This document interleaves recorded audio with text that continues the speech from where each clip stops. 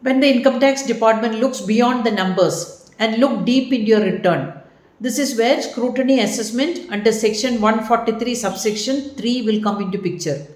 So scrutiny assessment is a detailed examination of the information you have supported or you have submitted to the income tax department. Maybe it's vouchers, bank statements, bills, any other details they want to check.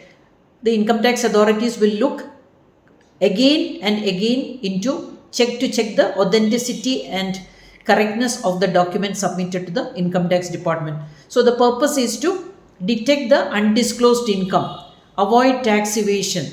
The purpose is the detailed scrutiny of the information submitted by the assessee. When there is a doubt regarding the information submitted, they will always go for detailed scrutiny. So what is the procedure? First, a notice will be sent by the income tax authorities under section 143 subsection 2. You have to remember, scrutiny assessment section is 143 subsection 3, but the notice is served under section 143 subsection 2.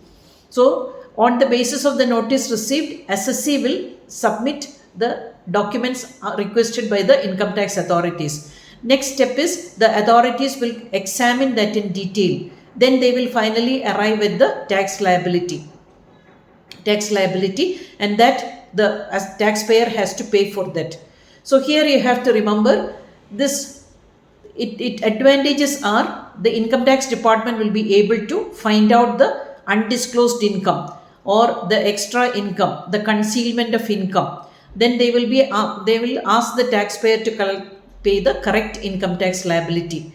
The disadvantage, if you look at that, is that, see, it will be a rigorous procedure for the assessee, and it will be quite burdensome also for the assessee. It's quite burdensome also for the income tax department. But to ensure fairness of the income tax system or tax administration, the income tax authorities have to resort to this. So when they will go for scrutiny assessment, usually when they are claiming big expenditure, big deduction, unusual transactions. So usually always you have to remember that income tax department, they have their wing to collect the information from taxpayers. Wherever there is doubt or suspicion, they have the people to collect that information, and they have their own sources to collect that information.